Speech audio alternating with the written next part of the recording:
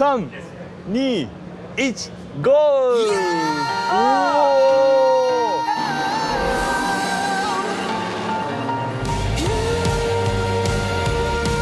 こっちじゃないって言われてる。でここにそうですね。そ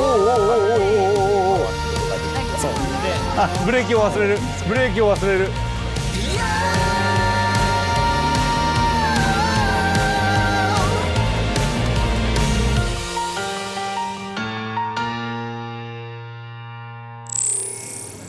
モビリティ・フォー・オール、移動の可能性をすべての人にという考えのもと、今年もですねトヨタモビリティ基金のコンテストが行われています。モータースポーツの現場、富士スピードウェイのイベント広場にはご覧のようにいろんなアイディアが集まっています。やってきたのはスーパー耐久ファイナルが行われている富士スピードウェイ。トヨタモビリティ基金では障害のあるなしにかかわらず誰もがモータースポーツ観戦を楽しめる、そんな世界を目指し、各地のサーキットで斬新なアイディアの実証実験を続けています。今年度は国内外から80を超えるアイディアが寄せられ、選考を勝ち抜いた10チームと前回のファイナリスト7チームが集結しました。まずはもっと多くの人がモータースポーツ観戦を楽しめるようにと考案された移動を助けるこんなアイディアから。何ですか？ Hello. What's this? Ah, nice to meet you. Nice meeting you. These are the glasses for the blind. こちらはルーマニアのチーム。開発しているのは視覚障害者の歩行を助けるスマートグラスです。自動運転技術を応用した仕組みで、内蔵カメラとセンサー、AI が障害物をリアルタイムで検知します。そして歩行可能な方向を額への振動で知らせてくれるといいます。最新のテクノロジーが詰まったスマートグラス、私も体験させてもらいました。 Now, very important. You Yes. must carefully follow the vibrations. Yes. If they're not in the center, you stop, you turn until Yes. they're in the center. Yes? Okay. 来た。 Do you feel the vibrations? Yes. Then follow them. 何も見えない暗闇の状態で額の振動だけを頼りに慎重に歩きます。何も見えないですよ。でもとにかくバイブがセンターに来る方向に向かって歩いてます。額を打つ振動に導かれるままにコーナーを曲がり、障害物を避け、こっちじゃないって言われてる。こっちじゃないって言われてる。こっちか。そしてついに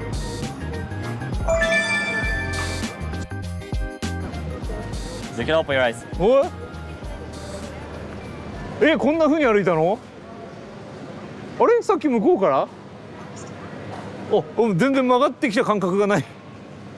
とにかく中心にバイブレーションを感じるところに向かって歩いてきたら、いつの間にかここにたどり着いてました。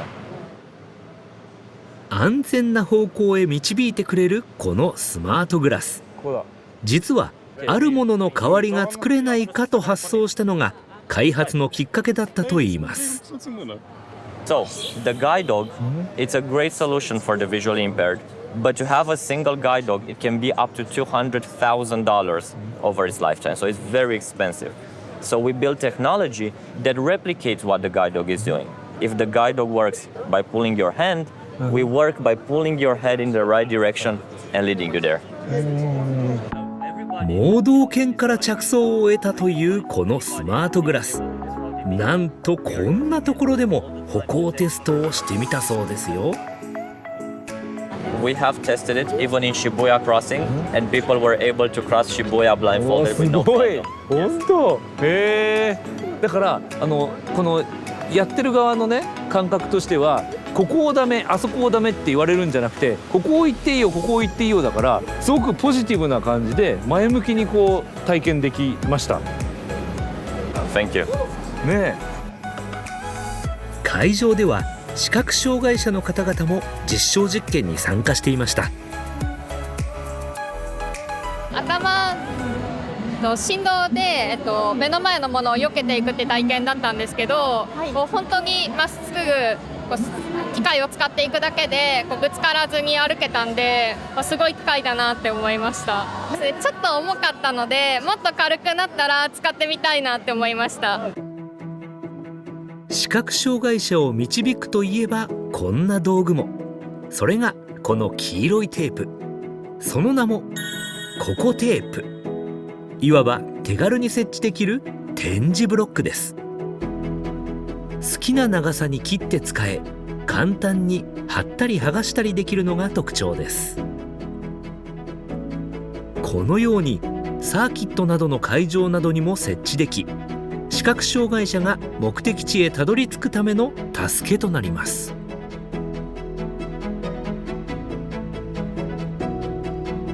サーキット会場ですと、視覚障害の方一人で来るということはあまりないかもしれないんですけれども、例えばこう自分の席からトイレに行くだとか、席から自販機で飲み物を買うぐらいを一人でやりたいというニーズが高いんですね。そういったまずできるところを一つ増やすってところで活用していけたらなと思っています。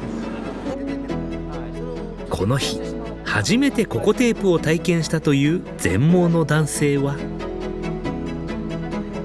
床とテープとの材質の差が杖とか足元の感覚でよくわかるので、ガイドとしてすごく使えるんじゃないかなと思いました。こういうガイドがあるとかそういうことだけで初めての場所であっても一人で行ってみようかなって思いますし、安心感はありますね。滝沢さんが目指すのは視覚障害者が自由に一人で歩ける社会。ココテープっていうネーミングも、ココテープここに貼って気軽にいる社会を目指そうってことを目指して、そういった思いでココテープ名付けてるんですけれども、当事者の方はもちろんそうですし、社会側がですね、ココテープのことを知って視覚障害のことを触れ合って、そういった視覚障害の方がどこでも自由に出かけれる、モータースポーツを楽しめる世界を実現したいなと思っております。翌日、さらなるアイディアを紹介するため、ある人と待ち合わせをしました。まこちゃん、お久しぶりです。おはようございますおはようございます。今年もはい選考委員で、はい、よろしくお願いします。よろしくお願いします。爽やかね、眩しい眩しいもう晴れ女パーで今日も晴れさせてるんで。さすがね。車椅子 YouTuber の渋谷真子さん。去年に引き続き各チームの取り組みを体験し審査する選考委員として参加しています。もう1回は回ったんですか？昨日半分くらい回りました。半分くらい回った、はい、印象はどうですか？でも今年は数が去年より多くて、また新しい発想の会社さんがたくさんあるので面白いです。じゃあまだ回ってないのもある？あります。じゃあちょっと一緒に回ろうかな。はい、行きましょう、行きましょうか、はいね、よしよし、さあどこ行こうか。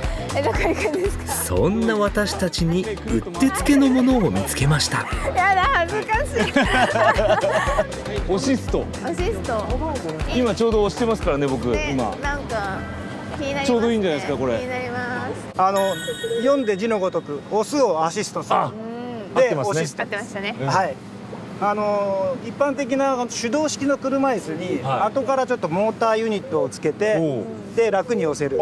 そう今体験できるんですか？ここでやっていただけます。行こう。行きましょう。お願いします。行きましょう。腰痛い。実は数日前にぎっくり腰になってしまった私。早速オシストに向かいます。ついてますね、真ん中にこれが。これ、はい、これです。こちらがその電動アシスト装置。一般的な手動式の車椅子に簡単に取り付けられるのだといいます。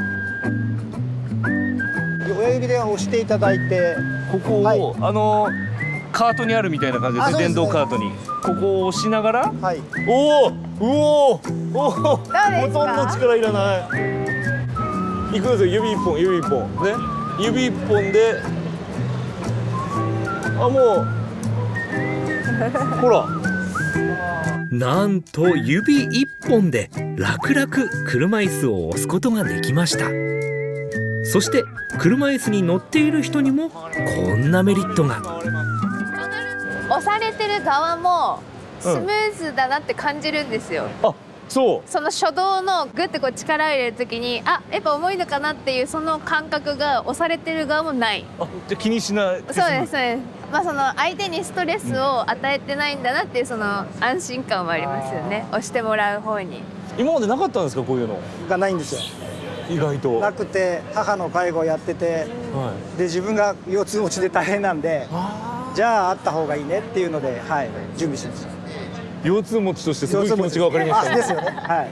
自走する人用のアシストっていうのはあるんですよ。なるほどね。でもやっぱり介護してくれる側に寄り添ったアシストっていうのは私も知らなかったので、すごいいいことだなって思います。さらにこんな楽しい機能も。こうやって同じ要領でじわっと。3、2、1、ゴー。どうですか？あ、全然もう本当にシーウォークと一緒ですよ。わかります？自転車にもちょっとこう力入れて。手でオプションボードを取り付けるとアクセルを介助する人も一緒に移動できるモビリティに大変身。って感じがない。あ、全然大丈夫です。もうパレードもできますよ、パレードも。パレードもできちゃう。いや、これは楽しいし楽だし。楽しいです。ねはい。え、新しい。この楽しいっていう感覚が新しいですよね。多分乗ってる方も楽しくなると思うんですよね。押されてる方も。そうですね。やっぱこの車椅子に遊びっていうのをどうしてもなんかみんな考えていいのかな、どうなのかなってあったのが、やっぱこれで遊んで一緒に移動できる、楽しく移動しようっていう考えが私はすごい好きなんですよね。いいですね。さあ次はどこに行きましょう。あそこがいいですかね。Vlogさんがいいかもしれない。Vlog？はい。あ、こんにちは。お願いします。Vlog はすでに実用化されている車椅子ユーザーのためのアプリ。ユーザーが実際に利用したスポットや走行したルートなどのバリアフリー情報を共有できるマップアプリです。ここでは新しい試みにチャレンジしているのだそうです。今回3D のシミュレーションができるようなそういった機能を開発しました。なんですね。まずは車椅子のタイプを選択。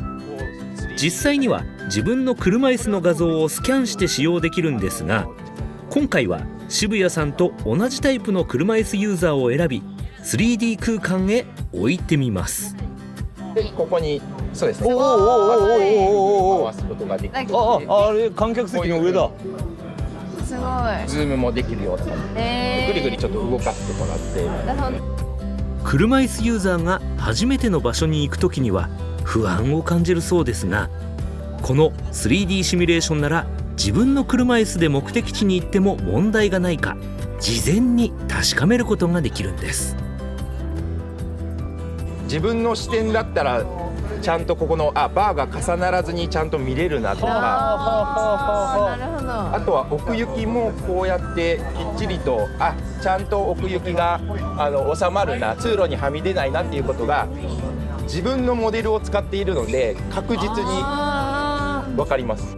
写真だけだと幅感ってどうしても分かんなかったり、でも行ってみたらあれ意外と狭いとか小さいっていう時がすごいあるので、ちゃんと自分の車椅子とこの幅感が分かるっていうのは行く前に不安要素がやっぱりなくなります。なるほどね。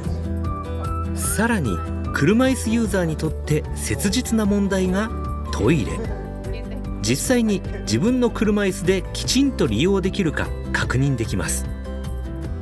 例えばこちらのコンパクトな車椅子でしたら楽々回転できますが、大きい電動のリクライニングができるようなタイプだともうこうなってしまうんですよね。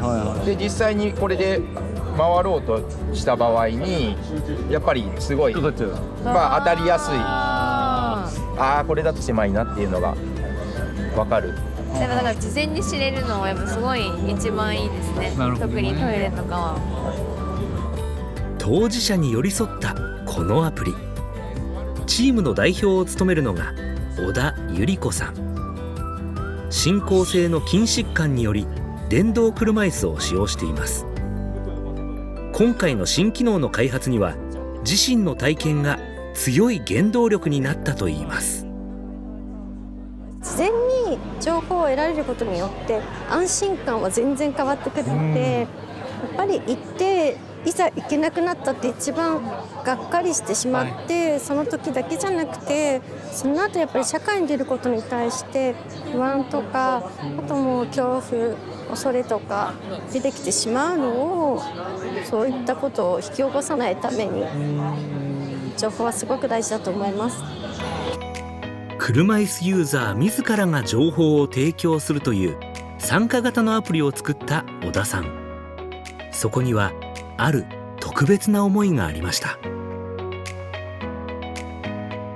車椅子ユーザーにとって外に出るってそれだけで大変なことなんですけど、自分が外に出て得た情報とか経験を人の役に立てる、そのつなぎ合わせられたっていうのがこのアプリの一番やりたかったことだったんですよね。なんか車椅子であっても他者に貢献できるんだっていう、そういう機会って本当に少なくて、でもそうであってもやっぱり人が喜ぶ顔を自分が届けられるっていうのはすごく生きている実感が湧くもので、そうした喜びとかワクワクとか楽しさとかっていうのを今回プログラム通して実現させていただいて、これからもっともっと広げていきたいなって思っています。自由に移動することが難しい人のためにこんなユニークなアイディアも。現地というこのサービス、ユーザーは家にいながら行きたい場所やその場所でやってほしいことなどを入力し、料金を支払うと、あらかじめ登録されている世界各地のワーカーと呼ばれる人がその依頼をユーザーの代わりに達成してくれるという仕組みです。自分の分身を現地で探してもらって遠隔で動作依頼をすることで自分の目的を達成できるもの、言ってみれば移動手段の代わり、移動代替手段って僕らは言ってるんですけど、そういうのを目指しています。ではこちらのワーカーにある依頼をしてみましょう。ゆっくり左を向いてください。画面のボタンをクリックするとリアルタイムにワーカーへと音声による指示が伝達されます。掴んでください。これが欲しいとしたら買うこともできます。その使い方はアイディア次第。海外など実際に行くのが難しい場所での買い物や撮影、点検など、これならいろんなことができちゃいますよね。誰もが本当にもう平等に画面の前で自分の分身をコントロールすることでいろんなことができるようになると。時間がないビジネスマンからお金のない若者で、あと体の悪い方々も含め誰もが平等にその場所の格差がない世界っていうのを作りたいということですね。長い時間椅子に座って楽しむレース観戦。姿勢を自分で支えられない人も快適に観戦できたら、そんな願いを叶える電動車椅子の開発が進んでいました。その名前はひねるってアルファベットで書いて、はいねるっていう、言葉を読ませて。ひねる、車椅子でひねる。そうなんです。重度な障害のある方とか体が動かせない方はずっと同じ姿勢を取るという不動な状態が続くと、例えば便が出にくくなったりとか、床ずれになってしまったりとか、とにかく体が動かさないということが一番良くない。だけどこういうのに乗ると体を動かせるようになるっていう。なるほど。ちょっと乗ってみることできますか？乗って座ってみてください。はい、そのままで構いません。先に言ってきます。僕ぎっくり腰ですけど大丈夫ですか？まさにうってつけです。上がってきた上がってきた上がってきた上がってきた。座面の高さを変えることができ、リクライニングも、さらに車椅子ごと横に曲げたりひねったりというハイネル独自の動き、これらを組み合わせることで3次元的に自由に姿勢を変えることができるのです。配線と側屈組み合わせて、すごい、なんだろう、くねくねしてる。で上に引っ張ったり、どうですか、ぎっくり腰すっごい伸びてる今。普段から電動車椅子を利用している国営さんも初めて体験しました。普段こうやって自分で体を動かしたいなって思うことってあるんですか？やっぱりありますあります。あるあるんだけどできないから、まあ介助者にしたりするんですけど、そんな時、この車椅子ならボタン一つで操作が可能。指先が不自由な人でも自分で好きな姿勢に変えることができるそうです。せっかくなのでブースの外へも出かけてみることに。30年ぶりぐらい立ち上がるのね30年ぶりの視点の高さ。そうですね。先ほど自分の車椅子で訪れたというブースに行ってみました。さっき1回見た時は諦めて、まあこういう高さだからなと思ってましたけど、これならさっき見られたのはここまで。そうですね。この上のデザインとかは見れなかったんです。上の方にまたいい商品があるんですね。ね。続いて向かったのは観客席。ここがいつも車椅子専用の観戦スポットですね。でここでいつも見る感じだとこういう風に見るのでギリギリですね、この状況で。普段の車椅子の高さだとどうしても手すりに視界が遮られてしまいます。そこで座面を上げてみます。見え方違います。じゃあこんなになってたんだな。ストレートのさらに車椅子のシート部分だけ回旋させると、あっちが見やすかったりしますか？しますします。全然違います。特にね、こっち側が首が回らないから。そうなんだ。今まで見てなかった方。見えなかった部分に。車椅子ユーザーにとってはまだまだ不便なことが多い社会。浅見さんはハイネルを通じてこんな提案をしています。むしろ車椅子の側を進化させてしまうと楽しめるっていうことがあるんですね。今このハイネルに乗って初めてレース観戦されました。どうでした？今自分が乗ってる車椅子の高さ120センチぐらいで見た時よりも全然目線が変わるんで、レース自体がちょっと楽しかった。楽しかった。それでやっぱストレッチが効くのがありがたいですよね。やっぱり自分ではこうストレッチ体勢変えられないからできないんで、そうすると肺にもいいだろうなとか。なるほど。動かすことで。トヨタさんは全ての人に移動の自由をっていうのがキャッチなんですけど、うちは全ての人に姿勢と移動の自由をっていうことで、姿勢を自由に取りたいっていう人に提供していきたいと思ってます。心はでもトヨタと一緒ですね。そうですね。はい、もちろんです。さすが。さらにはレースの運転も楽しめるこのプロジェクトも進化していたんです。こんにちは。あれマスクしてないですけど、2年前にお世話になりました。お世話になりましたね。すみません。ありがとうございます。2年前にも取材させていただいたチームテクノツール、前回のファイナリストとして参加しています。手足が不自由な人でも e モータースポーツを楽しめるデバイスの開発をするプロジェクト。家庭用ゲーム機で使用できるようになり、より多くの人が手軽に参加できるようになりました。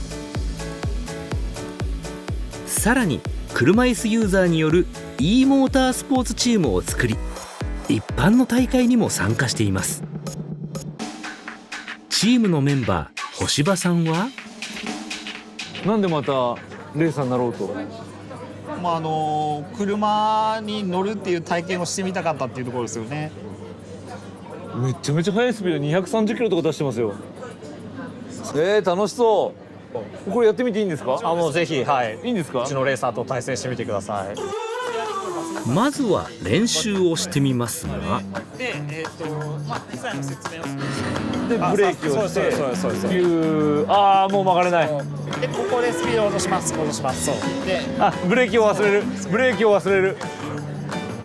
いつもは足で操作するアクセルとブレーキ、慣れないデバイスに悪戦苦闘。ちょっと難しいな。これ難しいですよ、めちゃめちゃ。そうなんですよ。慣れるまで大変だ。ただやっぱり私、本当の車でこの富士スピードウェイ走ったことありますから、ここはやっぱり勝負をさせていただきたいなと。多忙じゃないですか。やりましょうか。いいですか？もちろんです。よろしくお願いします。よろしくお願いします。ということで、絶対に負けられない戦いの始まりです。遅い方が僕です。1スタート。意気揚々とスタートを切り先を走る私ですが、失礼します。早々にスピードダウン。あっという間に星葉さんに抜かされてしまいました。さらに